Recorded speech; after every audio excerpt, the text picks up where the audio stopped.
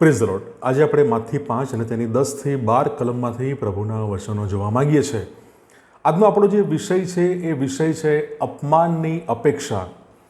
જ્યારે આપણે માથી 5 અને તેની 10 થી 11 કલમો વાંચીએ છીએ ત્યારે આપણને સતાવણી વિશેની બાબતો જોવા મળે છે અને સતાવણીના સમયે આપણું વલણ કેવું હોવું જોઈએ તે બાબત પણ આપણને જણાવવામાં આવે છે।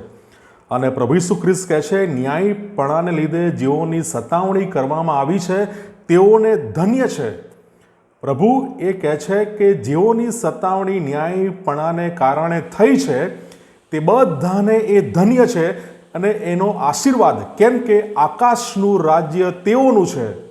અને પછી આગળની 11મી કલમ અને 12મી કલમ, સતાવણી કેવી રીતે થાય છે? લોકો તમારી પાછળ પડશે, લોકો તમારે વિશે અસત્ય, જૂઠાણું એ બધી બાબતો એ કહેશે, એ ફેલાવશે અને સાથે ભૂંડી વાતો, અલગ અલગ તરેની ભૂંડી વાતો એ જૂઠાણાથી, અસત્યતાથી એ કહેશે।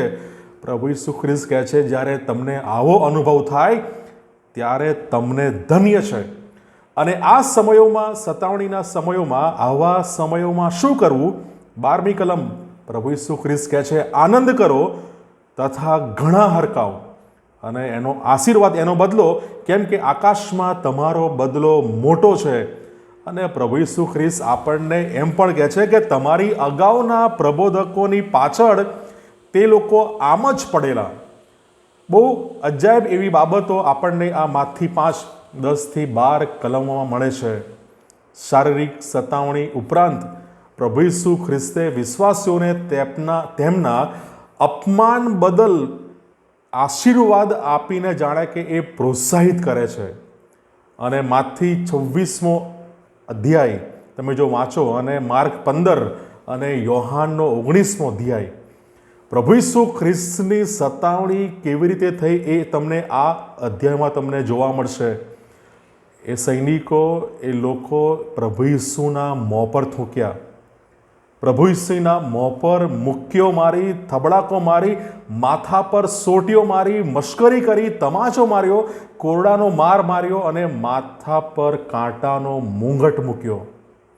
પ્રભુ ઈસુ ખ્રિસ્તે આપણા માટે અપાર વેદના એ સમયે એમણે સહન કરી અને વધસ્તંભ પર હાથ અને પગ પર એ ખીલા, એનો ઘા, એની વેદના, એ અસહ્ય પીડા આપણે સારું એમણે એ વેઠી, એ સહન કરી।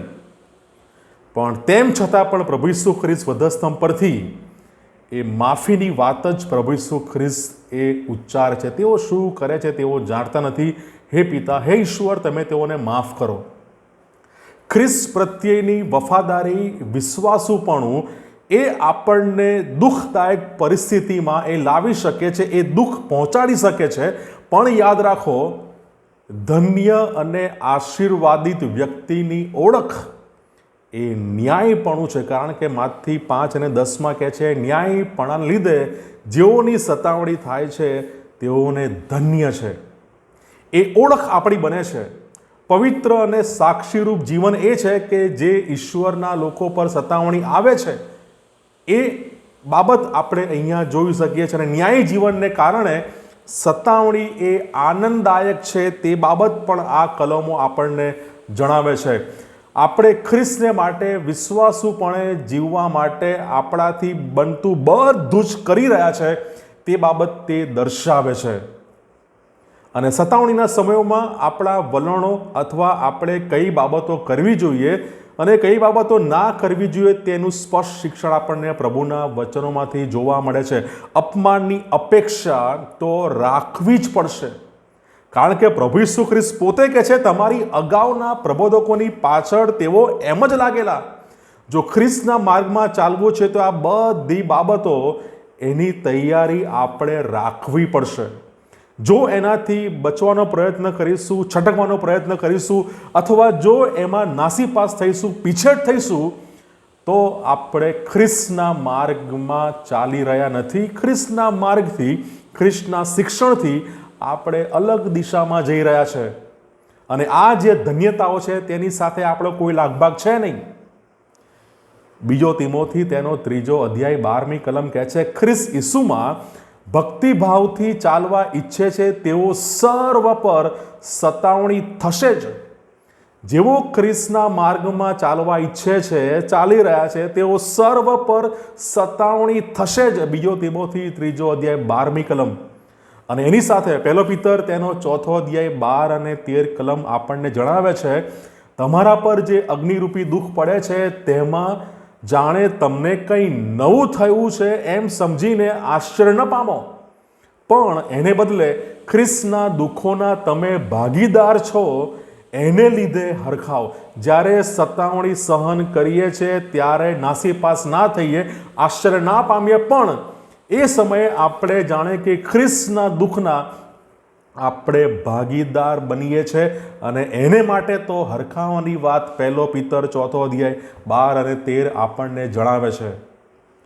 અને સતાવણીના સમયોમાં આપણું વલણ આ પ્રમાણેનું હોવું જોઈએ. અને અંતમાં રોમન 12 અને 14 એ આપણને જણાવે છે, તમારા સતાવનારાઓને આશીર્વાદ આપો.